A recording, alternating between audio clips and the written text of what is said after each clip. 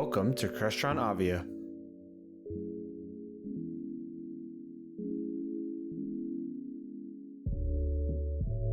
In this video, I will introduce the concept of channel strips and how we use them for processing input and output channels. We will also start manipulating the various DSP objects and learn more about using the matrix for routing signals. Let's now look at how these channel strips work on a live system by looking at the next few sections of the DSP tool.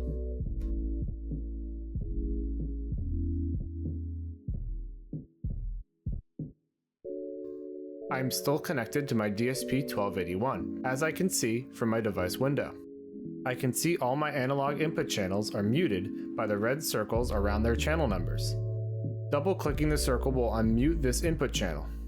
I now see that the signal is feeding into my auxiliary bus number 2. I still do not have any audio coming out of my loudspeakers, so I look at my output number 1 and see that this is muted as well. If I double-click the red channel number, I will see the signal on the VU meter and now have sound from my loudspeaker.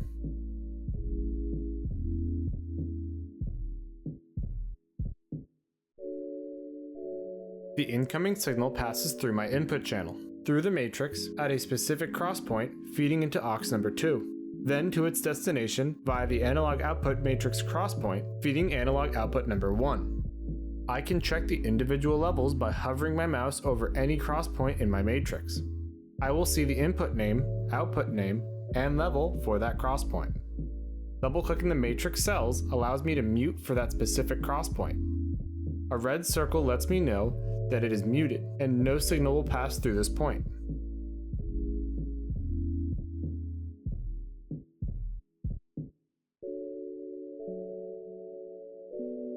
Here is an overall view of the input channel strips, processing channel strips, auxiliary processing channels, output channel strips, and matrix mixers in the middle. To help with understanding how the audio flows in the DSP, we have two animations. The first animation shows the audio path from an input directly routed to the two analog outputs.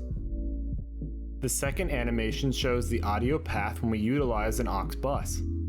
Note that the signal starts at the cross point in the auxiliary send block, passes to the auxiliary send master, then to the processing channel strip for the aux channel, through the auxiliary return control, and then wherever you send the signal from there.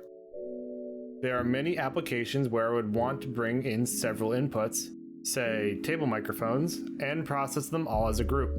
To do this, I would send the input channel to one of my 8 internal aux buses. As you can see, the 7 microphones are routed to aux bus number 2.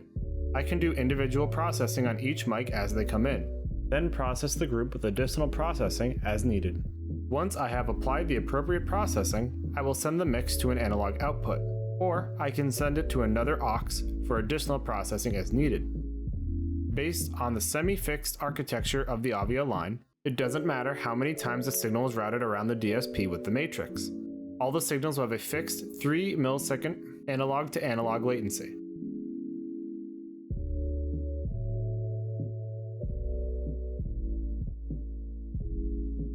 Starting on the left, each horizontal row represents an input or aux input channel.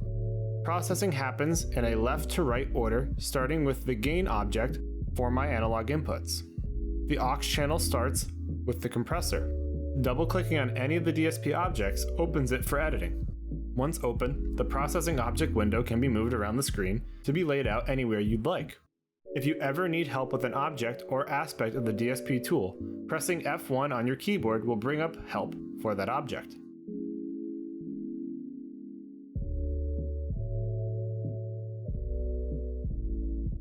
Here we have the gain block, which gives me the essential controls over my analog inputs. I can adjust the preamp gain by steps of 3 dB, apply phantom power to its input, and verify signals with my VU. The mute and level controls are post-AD converter, and will affect how much my digital signal will pass into the remaining channel strips processing objects. Note that if the DSP has Dante support, the bottom source dropdown will be visible. This allows a Dante input to be routed to an input channel for processing. This is a 1-to-1 relationship. This is only available for Dante inputs 1 through 12. You can see here the signal on Dante input 11 after I scroll down. If Dante is selected instead of analog, the analog controller has been disconnected from the signal flow and isn't available. You can also see that all the Dante channels can be routed directly into the matrix to various locations, including sending a group of Dante inputs to an aux bus for processing.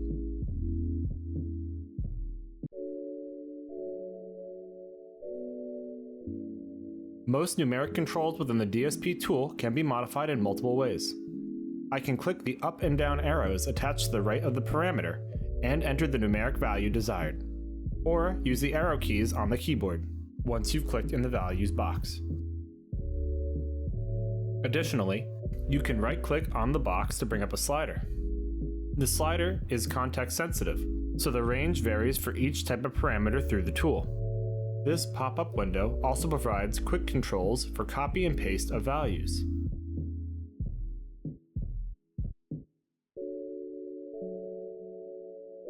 Next in the channel strip we have the PEQ, Parametric Equalizer, also called a filter in the audio industry. The default processing object is a 5-band parametric EQ as seen here. There are multiple other types that can be put into this position by creating a custom channel strip, which we will explore in a later video. I can edit my filter by either clicking and dragging within the graphical window, or by the parametric controls on the right. Let's set a point using the graphic plot, then modify it with the controls. In this case, I'll widen this filter by increasing the Q or bandwidth. Any of the filtered bands within this PEQ object can be changed to another type. The available types include parametric, notch, low and high shelves, and low and high cuts. Each type has significantly different controls available once selected. For instance, the notch type has much tighter Q range compared to the parametric filter and is cut only. The low shelf can be used to boost or cut all frequencies below the desired frequency. Therefore, it doesn't have a Q control. Once a band is applied, I can bypass it with the bypass button at the top of the screen. I can also bypass the entire EQ object with the bypass all button.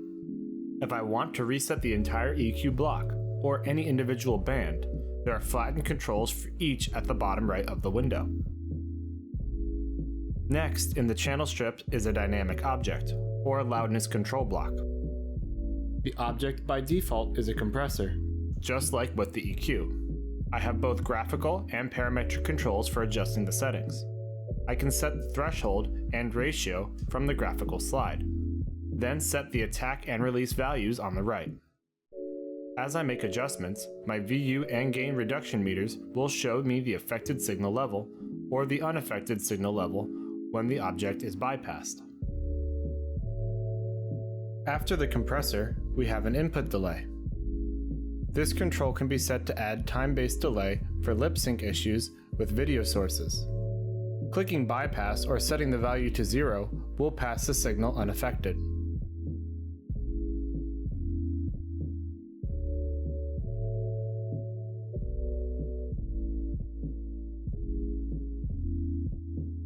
The last object we have on the input channel strip is for audio mixing input signals.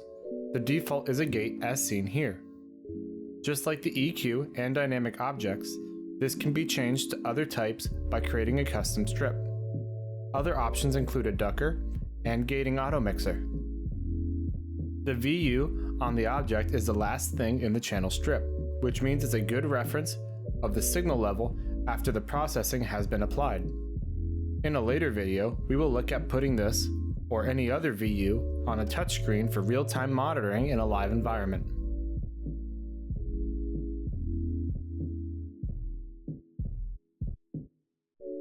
The input signal has come into the DSP and been processed by all the objects in the input channel strip. Now we need to send the signal somewhere.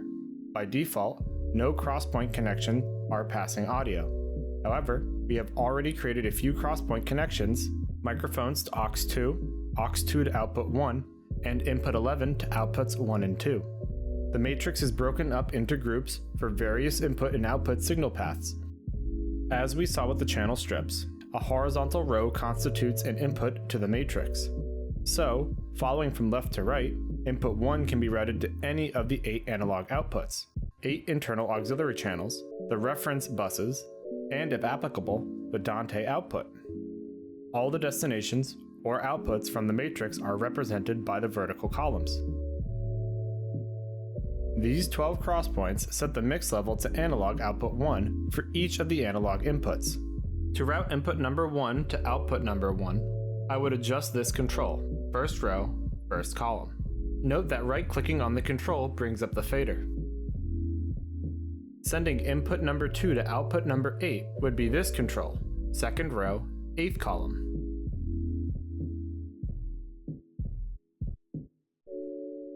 I can verify what any crosspoint is by hovering my pointer over the circle and looking at the pop-up tooltip.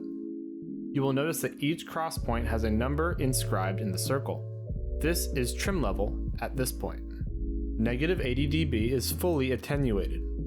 0 is no attenuation. And I can boost to plus 20 dB if necessary. Clicking the circles allows me to use the arrow keys or type in a value to change this crosspoint.